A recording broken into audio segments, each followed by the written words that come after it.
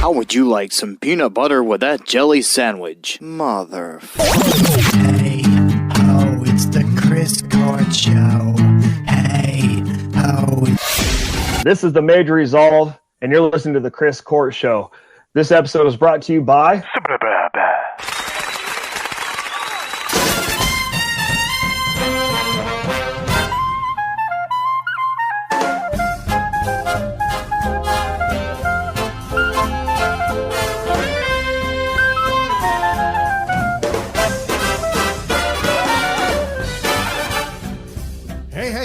Another interview, another episode for y'all asses. Let's fold this one, put it into a star, and shove it. Shove it where? Just shove it. I don't know. I was just thinking like maybe you could shove it. How's everyone doing today? Yes, this is another episode, and you heard it in the intro. The Major Resolved. I said, why did I say? I don't know. Major Resolved. Because you're drunk already. Man, no, I'm the not Major Resolve. The Major Resolve. Awesome interview, man. Like it was fun. We had a good time. Oh yeah, he was a great guy. We got into like old school stuff. Like I even said on the interview, like this guy could be my best friend. You know, he listens to a lot of good music. He mentioned Uriah, huh? I said fuck Matt. Or you getting JoJo? Do you want me to come and kiss you, boo boo? Is it in your heart? It hurts. Oh, my Maddie. I'm here, baby. You want to kiss? I'm getting a boner. So anyway, it was good. Matt liked his beard. His beard was actually amazing. So did I. His beard was glorious. Yeah, very well maintained. I was beard. a little jealous. I was gonna actually ask him if he has if he uses any kind of beard products, beard oil, beard. He probably uses something. I'm sure. Yeah. If you don't use anything, it itches. Oh yeah. I know. I mean, you could see in the episode Weak Beard when I trimmed my beard. Actually, my beard's actually coming back. It's filling in again. Yeah, it's filling back in. Looks better. I want to get the goatee thing going longer. How I had it.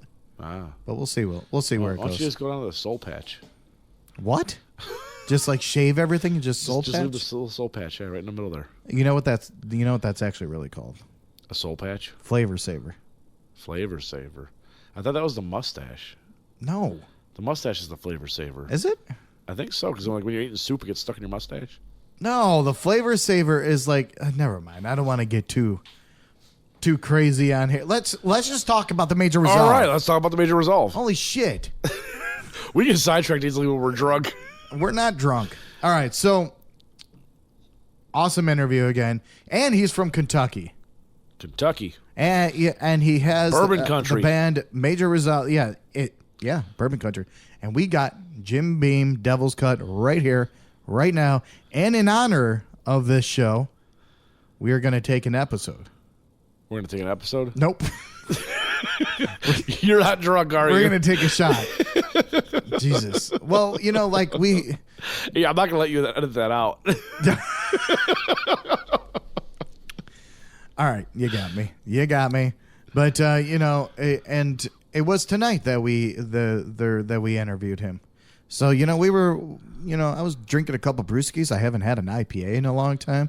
Drank an IPA. We were having whiskey, and it was a good time. And all of a sudden, out of nowhere, I was a little drinky. Yeah. So were you? Oh yeah, still am. Yeah. So let's take a shot. All right. To whiskey. No. To the Major Resolve. To the Major Resolve. You fucking idiot. And take us away into the song, Dustin. This is the Major Resolve with our single Mask here on the Chris Court Show.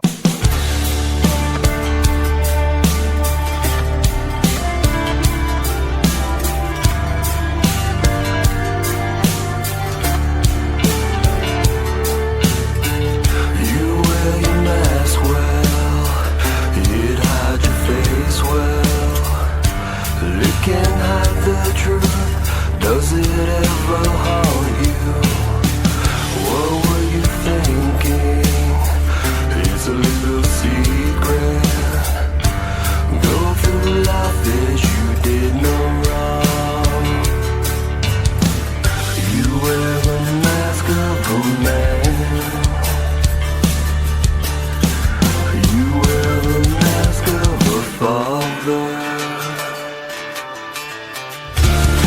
see right through you, through your mask of deceit. Can you see through me? All the lies I can see. One of these days you will meet your maker, meet your maker.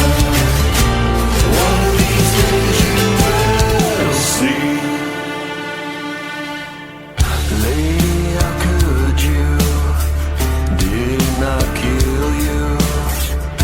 You ran to the door, pretend not to hear. How easy was it to turn a blind eye? Was your love for him more than for your kid? You wear the mask of a friend. You wear the mask of a mother. I see right through you, through your mask of deceit. Can you see through me? All the lies I can see. One of these days you will meet your maker, meet your maker. One of these days you will see.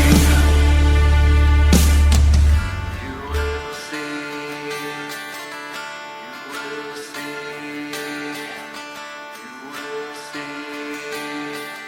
You will see. I am free today, and I am free to say, when God's judgment. I am free today, and I am free to say, I see right through you, through your mask of deceit. Can you see through me? All the lies I can see. One of these days you will meet your maker, meet your maker. One of these days you will see.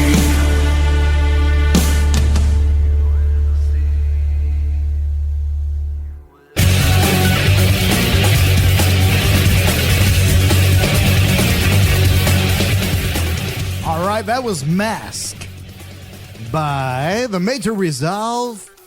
And I could totally see when he was talking in an interview, now that I'm hearing that again, where the typo negative influence comes from. Yeah, a little bit. Yeah. But yeah, amazing song. He sent that to us. That song is out now. If you want to check it out, go on any streaming platforms and it's there. He also has a new album coming out, Sometime later this year. which will be sometime later this year. But the interview, it kind of has its serious moments and its funny moments, and it was a great interview. Oh yeah, it was a lot of fun. It was good times. We got sidetracked a little bit, but that's great, and it was good. It was all good fun. Matt was sweating like a chimpanzee. I wasn't sweating that bad. I seen you. I wanted to call you out, but we were too much in the. I wasn't sweating as bad as some other interviews. Yeah, you had the meat sweats. I want some meat right now. Yeah. So without further ado, let's get into our interview.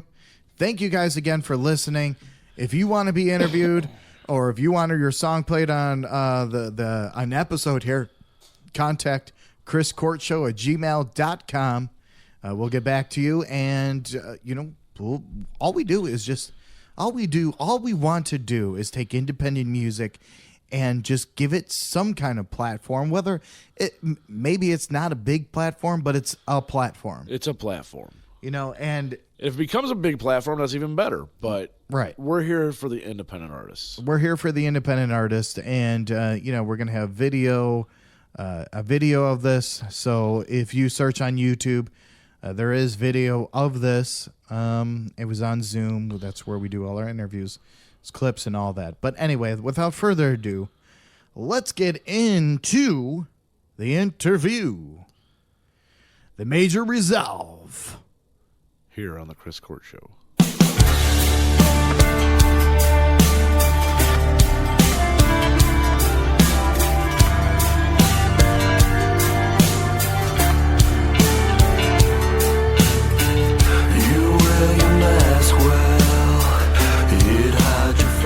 How you doing, man?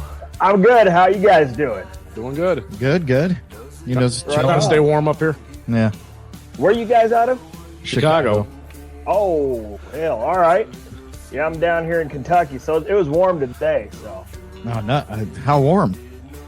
Like I it. think got the 70, 72, I think. Oh, damn. Yeah, we were like in the 40s today. Yeah, well. It's like Now summer just weather here, bragging. though. Right. Yeah, is it? Well, then I'm not going to brag. I mean, it was terrible, man. I mean, the snow just came through, lost electricity. It was rough, man. So you guys are doing good up there. Oh, yeah. Yeah. You know, we're well prepared, so. So, just right off the bat, if you can introduce yourself and, you know, what band you're from and. Yeah, easy enough. My name is Dustin Ray. I'm from the band The Major Resolve. I'm the singer-songwriter for the band. The band that consists of me, actually, right now. So it's easy to remember. It's just me right now. So. Oh, wow. Okay. So, do you play all the instruments on it? No, a guy named Tater Johnson, who Okay. I'm under his label. He does. Now, don't get me wrong. I can play a mean power chord sometimes. But Yeah. other than that, man, it's I kind of just give him a rough idea, and he just runs with it. Awesome. All right, cool. Well, everything sounds great, so, you know. Awesome, thank you, I appreciate it. Just so you know, my name is Chris, and that's Matt, the one Yep. with the tiara on his head that pisses me off all the time. Yeah, I was waiting to see some limoncellos or limoncellos sitting there for you guys to drink or what have you. You know what I mean? I think that's gone, isn't it? Yeah, we drank that. I got a little fucked up off of that one. Yeah, dude, that was a good show. I was listening. I was laughing. I was like, yeah, all right. Yeah, I think even the pronunciation, you know, went from being, you know, all right to who knows. No, I'm just playing with you. Right? guys, It man. probably did. It probably did. That shit was like no. 130 proof. Yeah, the No, thing I is, my buddy made it, and he just said, yeah, this is 130 proof. And, you know, halfway through the show, we already had like, what, 2 shots or 3? 2 or 3, something like that, yeah. And at the end, I was just like, Yep. oh, fuck this. And we were drinking other stuff, too. Oh, really? Yeah, we were drinking whiskey and beer and Bush and, Oh, so you guys just tying it on, huh? Oh, yeah. well, yeah, you know, you have to. I feel you. If you're going to go, you got to go hard. Hey, you might as well. So, all right, well, let's get into the questions here and interviewing. And I'm going to stare at Matt's tiara that is brining my eyes there right now. There you go. So when did everything start? So when did you start everything? When did you start? Well, that's not just a band, right? It's just you said, right? Yeah, it's really just me at this point. So, Okay. So how long you been doing this for? well, you know, back 20 years ago, I was trying to do the band thing, then quit. Life happened, and you know, just had to grow up.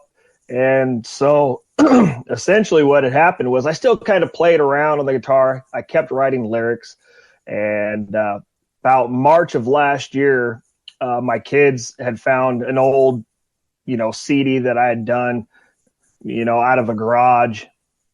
And they're like, Dad, can you please, you know, go back and record some new music? And That's pretty awesome. much, yeah, man. So essentially my wife and my kids were like, Dad, just do a couple songs, just do something. So I've been going at it for just over a year now. Oh, wow. That much in a year. Yes, sir. Yeah. So it's been pretty Damn. cool. Yeah, and you come out with some quality music too. We were actually I just appreciate taking it. a listen while we were setting up. I've been listening to it, you know, all week, and it's you said that it kind of reminded you of like a Three Doors Down. Like one of the like slower, more depressing 3 Doors Down songs, yeah. Dude, that's cool though. I like Three Doors Down, man. So No, I do too. Yeah. Yeah. The depressing. I mean, yeah, dude. I admit it's some of it comes off pretty moody, but Hey, depressing music's some of the best music. right, I'm right there with you. It fits my mood a lot of the time. So I also write music too, and my shit's always depressing. Like I can't. I'm You not. can't write a happy song to save your life. No, I can't. It always comes out depressing. So, but I love the music. But I don't think your music's too depressing. I think it's just kind of that the somber type of music, but it still has that. There's a message there that I've noticed in all your songs. Perfect, and that's what I appreciate that, because essentially every song that I do is an experience that I've had, and so it's kind of my way of therapy of like, hey, write it down, let's see what we got, and two, it's kind of to show my kids too, like, hey, right, if you wonder why Dad's the way he is, the older ones can kind of listen and be like, oh, what happened, and I can explain them, hey, this is kind of why I think this way about this subject, or why I do the things I do. So, and that's awesome. That's awesome. I have a recording too, and I always think of that too. The same way, like I want my kid to listen to my music, and when I'm dead and gone, like that's something that I would love if my dad had an album that I can listen to. And it doesn't have to be anything big, nothing, just even him farting around on the fucking microphone. That would be awesome. Right. And that's cool that your kids can hear that from you, Yeah, it is. And I'm right there with you. If I had something, hey, my dad did this, or I could be like, hey, grandpa did this for me, or what have you, that'd be awesome. So I'm hoping my kids, I think they appreciate it. Of course, some of my older ones are like, hey, Dad, can you try to be like, I got one daughter, Dad, can you be more like Deftones? No. I love them, but I am in no shape, position, or quality to do Deftones. I got another daughter who likes Arctic Monkeys and BTS. What am I going to do with BTS? You know what I mean? I mean, you can start dancing. You could do you could do a cross between BTS and Deftones. I want to hear that shit. Yeah. Dude, you never know. I might come up with something like that. But I think dancing's a good idea. There you go. It won't be very long, because I'll either fall, or people will be like, oh, hell no. You don't need to be doing none of that. Yep. What inspired you to become a musician? I just grew up with music. My parents were into, I'm 47, so I was born in 77. So I kind of got the cool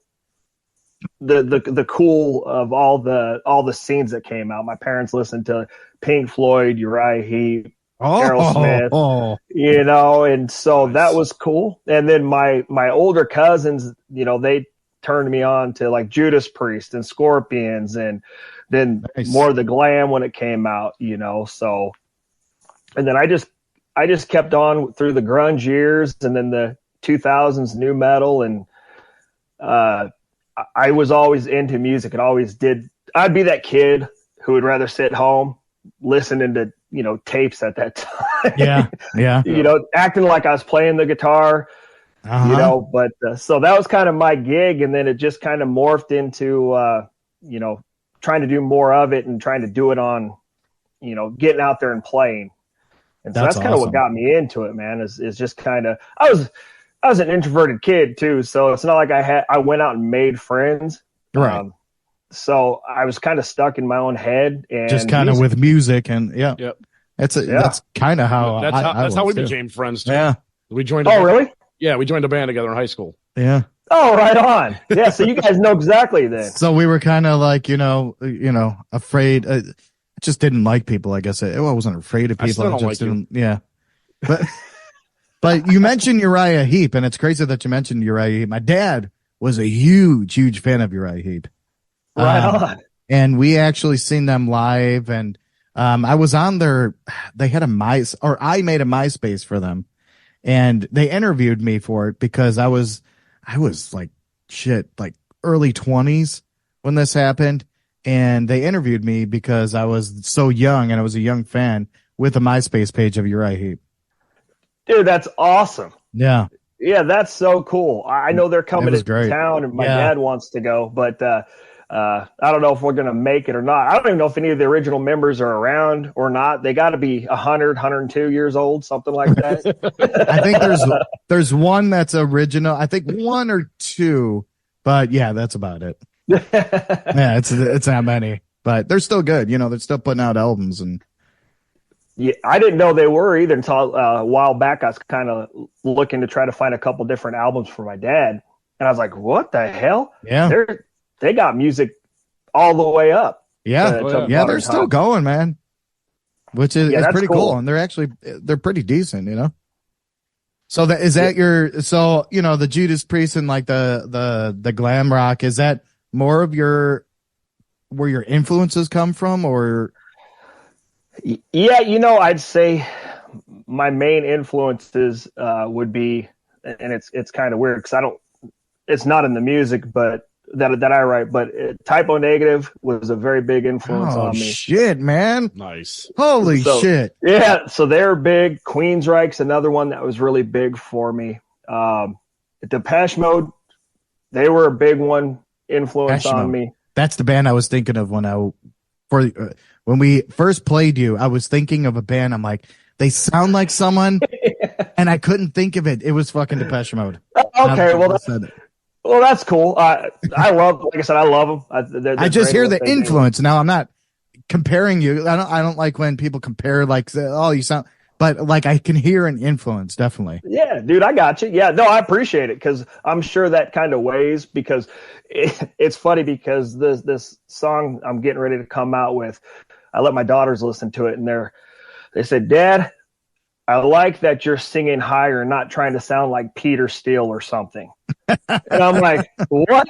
Well, he was cool, but yeah, I get it. You know what I mean? So I can definitely see some of the way I phrase some of my wording, and just maybe some of my vocals kind of have that Depeche Mode vibe to it. So yeah, that's cool. That's fair enough. Yeah. Man, me and you are going to be best friends. Typo Negative. Fucking shit. I love Typo Negative. I do too, man. I do too.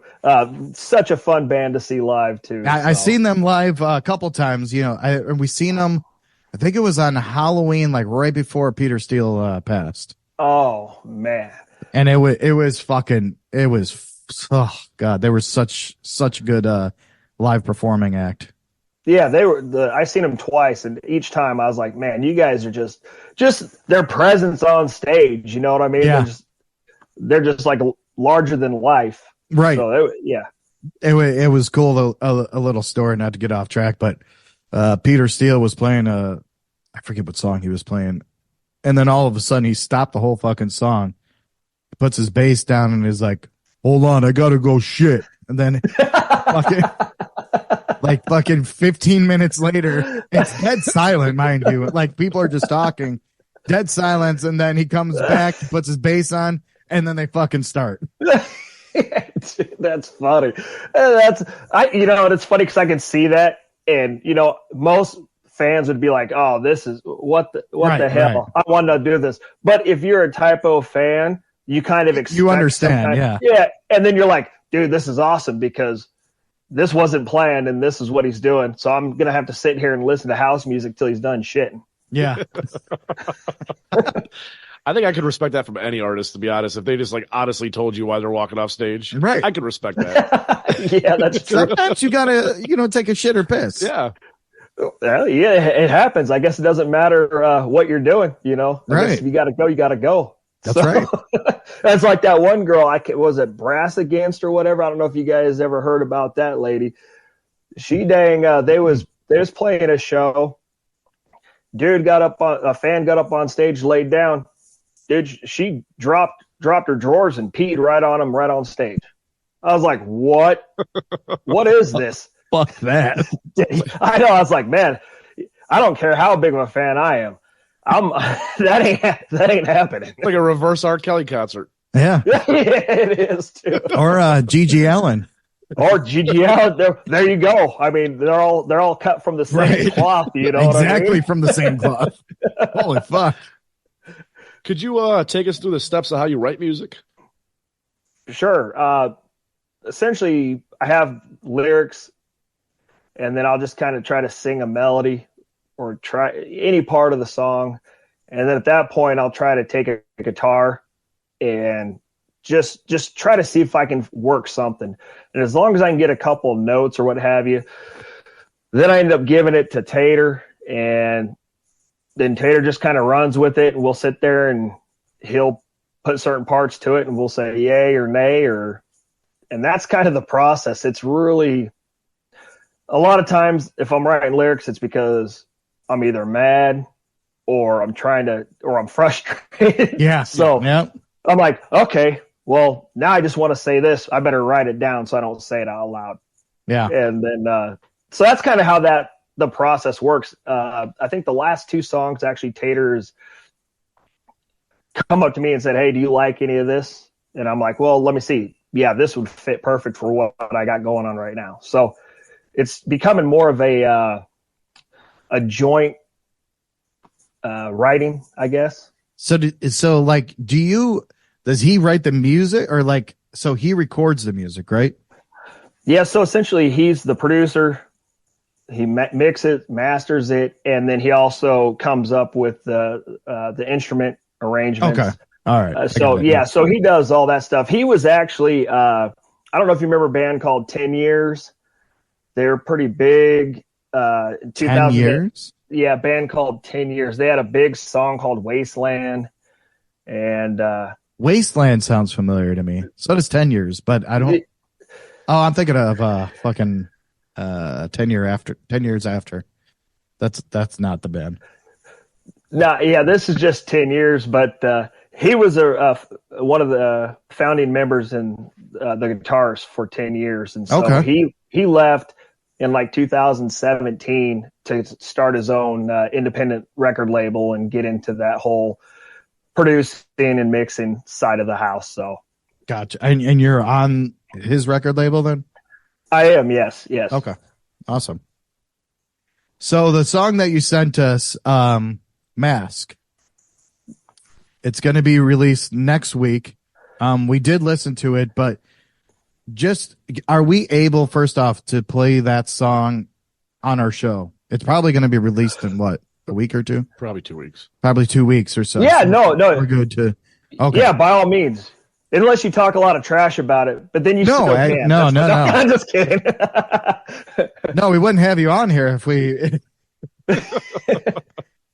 So what I got out of it when it started off, it was psychedelic. When I first heard it, and I really, really liked the lyrics. It was mask of a man, mask of a man, mask of a father. I think it was, right. Am I? Yes. Yep, okay. That's right. So exactly in your words, I mean, you wrote the song. So what is that about? So Mask is about family violence, and it's about how when you block you block trauma as a kid out, and as you get older, things kind of start creeping in your head. Like, did this happen? Did that happen? Mm-hmm. And then with an adult mind, you kind of go back and be like, man, what the hell? Yeah. Why this? Why that? And that's what the song is about. It's pretty much just trying to understand why. And, and like the second verse, it's about the mask of a mother. So it's kind of a 2-part. And so that's what that song's about. That's what I wrote it for. Just kind of as an adult having kids, and you're like, what? How is that? How did that happen, and why? Yeah. So yeah. And now obviously this is personal experience, right? I mean, I don't want to. If you don't want to talk about that, that's totally cool. But yeah, no, it is. It's a personal experience. It's more indirectly it's a personal experience that happened in my family. Yeah. And I wasn't necessarily directly affected by that, but I was indirectly affected by it. Yeah. And so it kind of, even as adult, I'm like, man, how did this happen? How'd you let this happen? So yeah, I got you. Yeah. Okay. And then, so open your eyes is the song that we played on our show the last time. That was kind of gearing for the same thing, was it? But it wasn't. So then it's not about a relationship then so much. Am I correct in saying that? Yeah, it's not so much about a relationship. Okay. With Open Her Eyes, it was about being in a domestic violence relationship, and I kind of told a story from the theme. Obviously it's through the eyes of a female, but Yeah. I did put a lot of my own stuff in there from a previous marriage that I had, and so when I talk about the chains that cannot be seen are the hardest to break. That's more for like a man too, because, and I hate to say it, but a guy can take a beating all day long, right? Yeah, right. And you know what I mean? Right. But it's the emotional, stuff that keeps them. The a lot of times emotional keeps a abuse, man, that keeps a man, with a woman. It's especially if they have kids. It's like, man. Yeah. Because if you guys ever been through it or know anybody who's been through it, if you're a father getting divorced and trying to get custody of their kids in the United States, woo, buddy. Oh yeah. You better hope they screw up bad. You know what I mean? So it's kind of that as well. So yeah. Yeah, I've known people that try to go through the system and just get fucked from it. Oh yeah. It was a little while back, but do you know the band Blue October? Oh, of course. So they wrote an album called Any Man in America, and it was just about that. It was about, going through the system, getting divorced from his wife and trying to take over his kids and how the system is fucked up. Really good album. Yeah, I'm going to have to check that out because I know I've seen it, but I don't think I've heard anything off that album. Okay. Yeah, check it out. It's probably one of my favorites by them. It's called Any Man in America. But yeah, it's super fucking good. Yeah, I love Blue October anyway, so. Yeah, we seen them a lot. My wife loves them, so we always go see them. No, that's cool. Yeah, we haven't seen them yet. They never come close enough. Or if they do, it's on a weeknight, and I can't drive down to Nashville on a weeknight and try to expect to get back. Well, you have what is Jim Beam there? Kentucky's Jim Beam, right? Oh yeah, Kentucky bourbon. Yeah. Some of you taking a tour there. That's all I drink, by the way. That's my whiskey. Oh, it is? Oh yeah. Oh, right on. I'm looking at it right now. It's taunting me. Yeah, we got we got a place right out here, probably 20 minutes away. That's a Jim Beam. I don't know if they distill it there or if what they do, but yeah, that's all right here. All the bourbon. This is the land of bourbon and everything else. So, which is cool. Right. All the original bourbons are Kentucky bourbons. Yeah. Yeah. I'm just gonna move there just for that and the weather and everything else. I'm sure there's obviously nicer people that listen to Typo Negative and know you're right. But yeah, there's I'm sure there's a few floating around. Yeah. I'm sure, I'm gonna put my mouth around when you're writing music, do you embrace the trend of releasing singles now, or are you more of like an album track kind of guy? Well, so me personally, I like an album, but I'm also old school in the fact that I still like to get CDs and I still like to get vinyl because there's something about holding, you know what I mean, holding something and trying to rip the packaging off without damaging the cover. Oh, preach on. Being able to read the lyrics and look at pictures and just you don't have that now with the streaming sites and what have you. So it's more of it's a better way, from what I've been told, to do a single every 4 to 6 to 8 weeks. And I don't know if it's because of the attention span of people, or there's just so much music that, it's hard for a lot of people to get stuck on one band and be like, man, I'm just going to listen to this band over and over. Yeah. So I like albums myself, but I am going with just a single release. It's not the until we way. get into Yeah. album. That's the new way. Everyone's doing that now. Yeah, and I like even my kids are getting into CDs now because at first they were against them, and then they can only get they some band wasn't releasing it on streaming sites, so they got the CD, and now she loves it. So she say buys CDs. Yeah, because now she knows. Oh, one even had you used to get like fold out posters and shit like that on. Yeah. So she got one, and she's like, "Oh, this is the best ever. I want CDs from now on." So I know in my personal experience, CDs I always love just like listening to the album from front to back. yes, Listening to it front to back, it tells a whole story. It's all together. yeah. yeah, I'm right there with you. There's something about sitting down and zoning out to a whole album when it comes out, and bands like Queensryche when they did Operation Mindcrime, that was a concept album. You wasn't going to be able to release a single at a time. Nobody would know what the hell's going on. No, you couldn't do that. You'd have to go back and listen to the first one and the second one and the third one just to catch up. It would be like watching a series, Yeah. I would I'd used to cut grass like when I was a kid, teenager, and I would get $20 every time. Get $20, take my bike, go and buy, first I bought every single Beatles CD that I could find. And then and then I bought Britney Spears. I was proud of that one. That one came with the poster too, right? Oh, it came with the poster, yeah. Yeah. Did you even listen to the album, or you just No. poster? I just locked myself away for a while and turned on the Beatles, That's a smart move.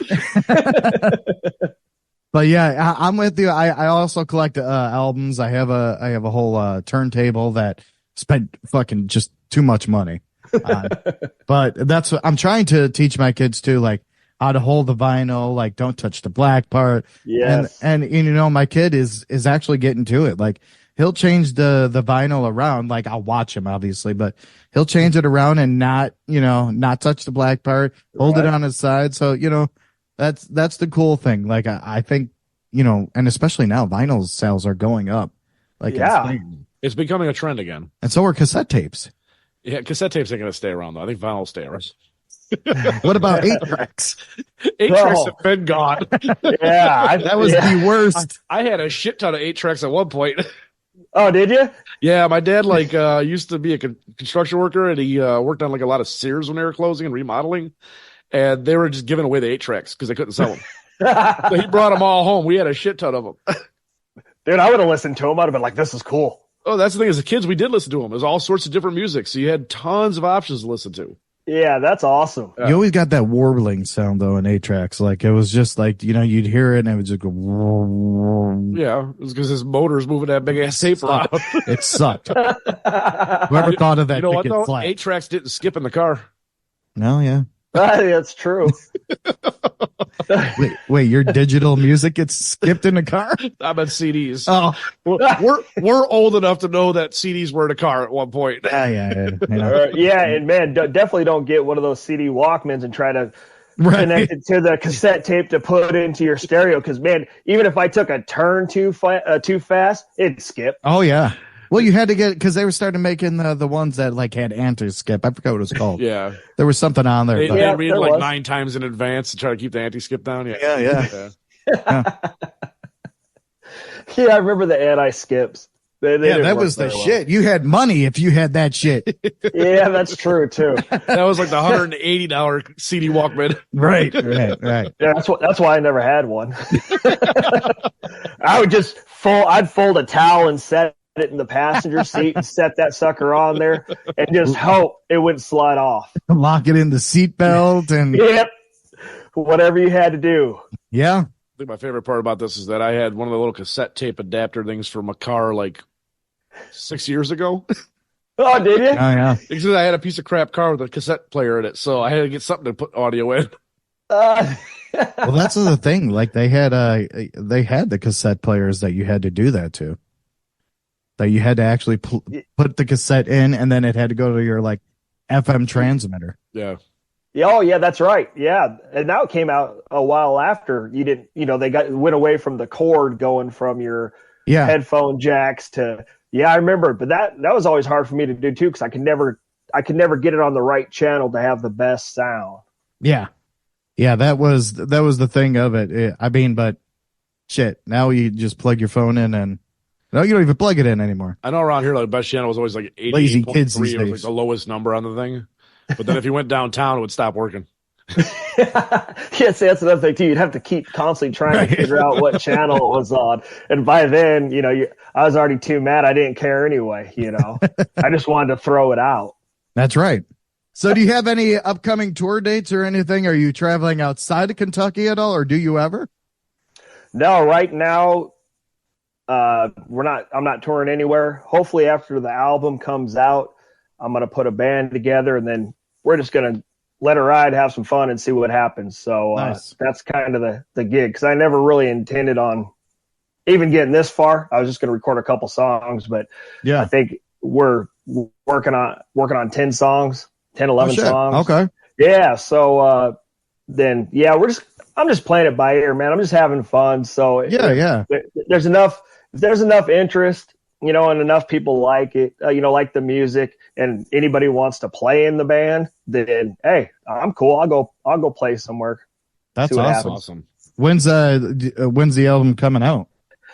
I don't know. Sometime this year. Yeah. I don't know exactly when. I'd try to plan out, like I said, every six.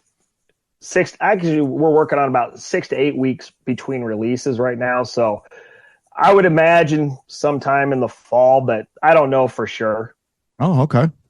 Well, that'd be I think that would be perfect for fall. Yeah, it'd be fun to get out there. So Yeah. When you do release the album, where can people find it? Is it going to be mostly on streaming, or are you going to sell some physical copies as well? it's going to be on all the streaming sites. I do want to get, a small press run of CDs. I'd like to throw some vinyl in there. I know it's kind of a dying, CDs and everything is kind of going along the wayside, but there are still a few.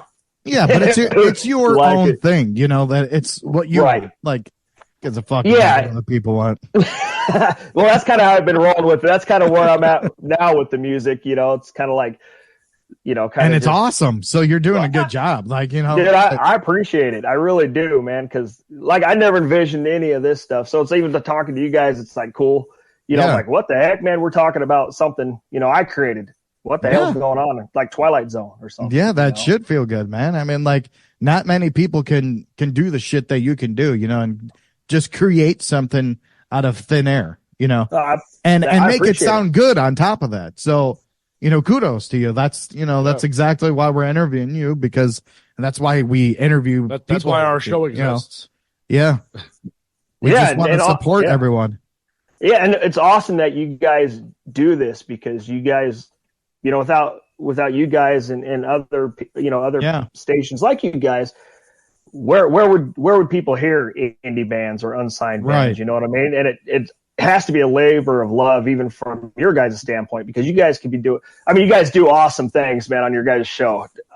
But you know what I mean? It's like you guys still take the time to interview people like me and play bands. So that's awesome too. So much respect to you guys for everything you do to help us out. You know what I mean? Oh yeah, for sure, man. And like he was saying, I mean, we were there too, and playing independent music, trying to get shows, and like writing albums and doing shit like this, and there was no platform. And I think that's kind of where the idea came from. Where everyone always asks, like, there's not much rock bands, or there's not much, whatever bands out.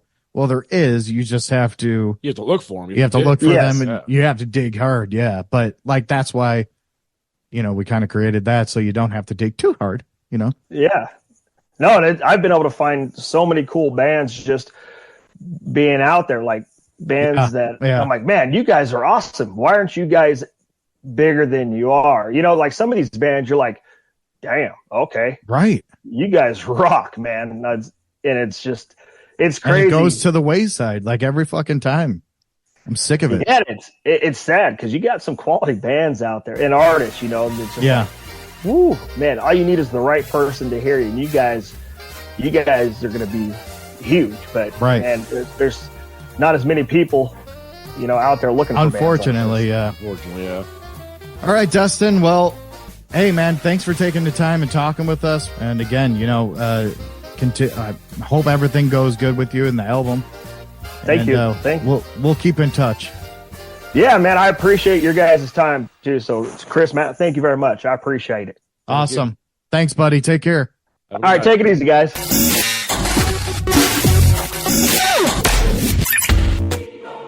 Once again, thank you for listening to The Chris Court Show.